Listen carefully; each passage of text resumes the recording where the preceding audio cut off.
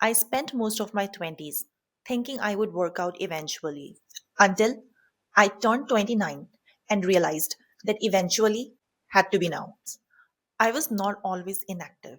As a kid, I used to cycle to school every day and stayed kind of fit without even thinking about it. But then college happened. Hostel life, late nights, random eating habits, and I would sometimes even skip my breakfast. Then I graduated, got a corporate job, and lived the hustle life until the age of 26.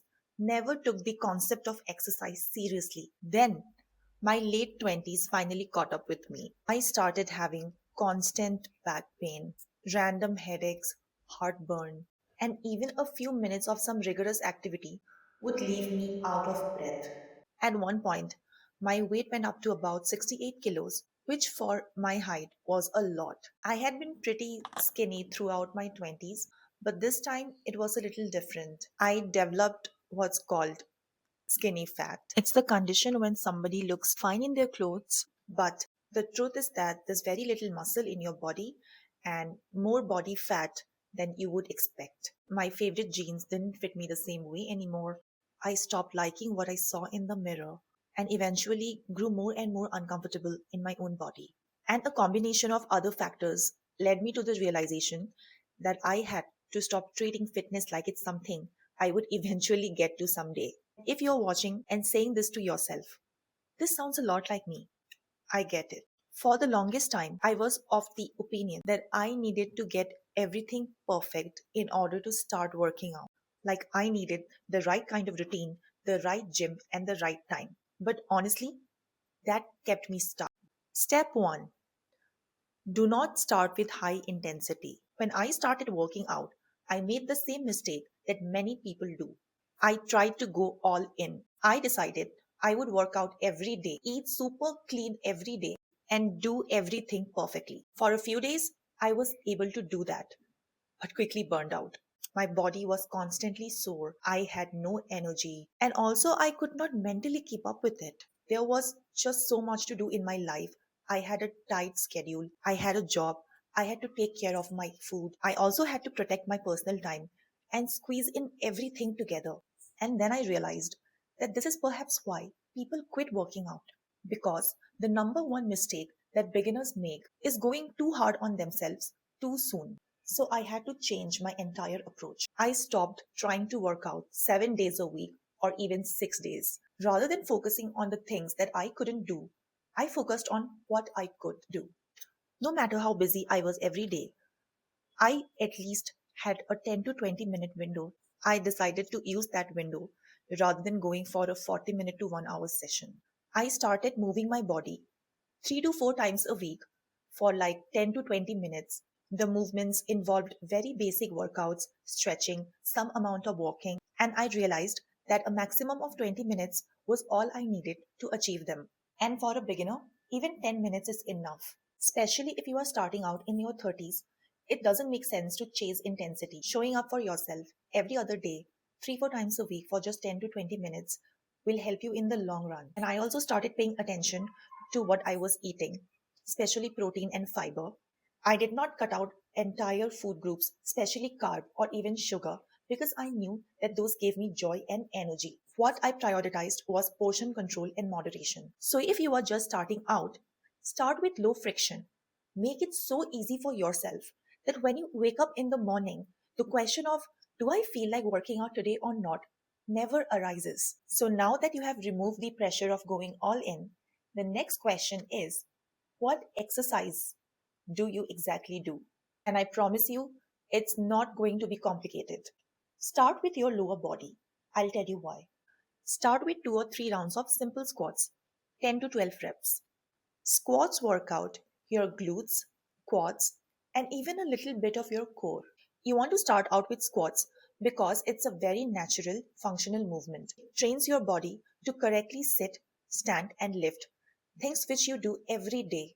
Then you can also add 2 3 rounds of glute bridges. Again, stick to around 8 to 12 reps. A glute bridge workout trains your lower back and glutes. This is especially important because those are the muscles that become dormant or weak over time if you tend to sit a lot.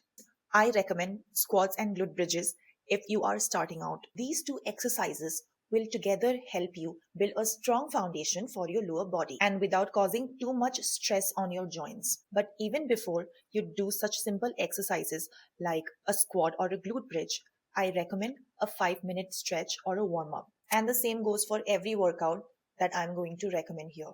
Second, add some kind of upper body workout because upper body strength is also important.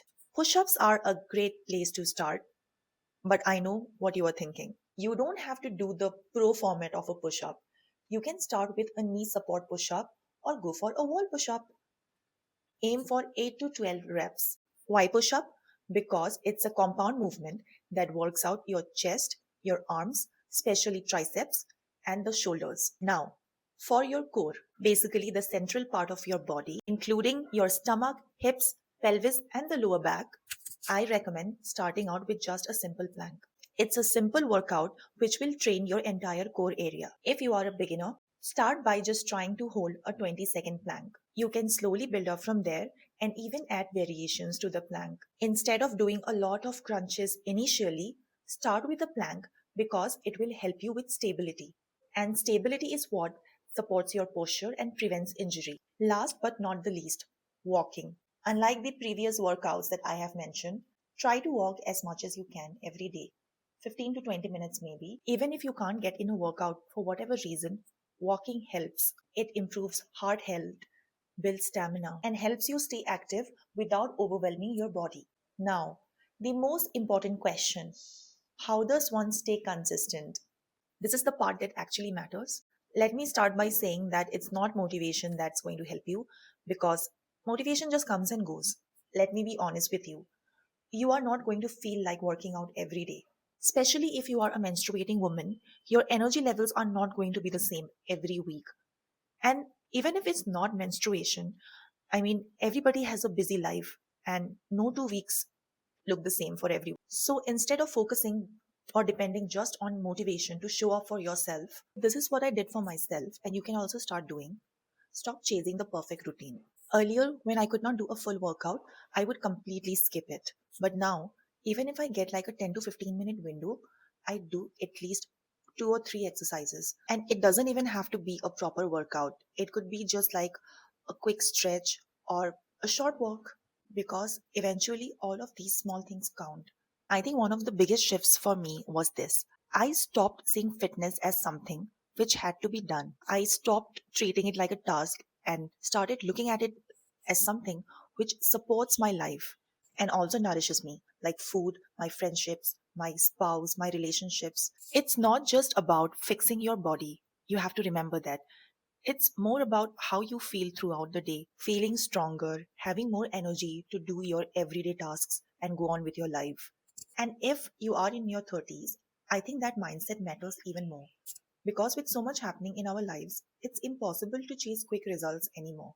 We need to focus on building something that's actually sustainable and doesn't drain us out. A lot of beginners quit because they do not see results fast enough. And yes, I know the numbers are important and they give you a reference point, but the scale is beyond just your weight.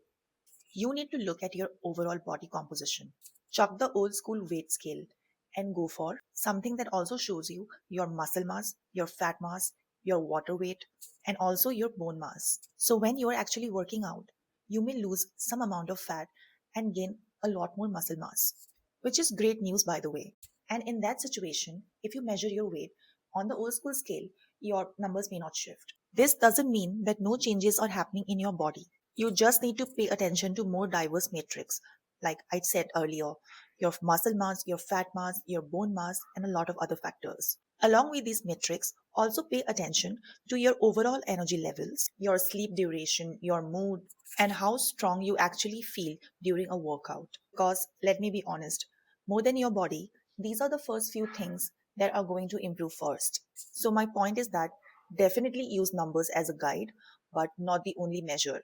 You also need to pay attention to how you are overall feeling. So, if you have been waiting for the right time, this is it. This is your moment. Do not overthink it. Do not try to do everything at once. There are enough resources on YouTube to help a beginner with their first workout. Please, before starting any exercise, do not forget to stretch and warm up. Getting stronger is important, but so is mobility. Just start with your first 10 minutes tomorrow or today or even now.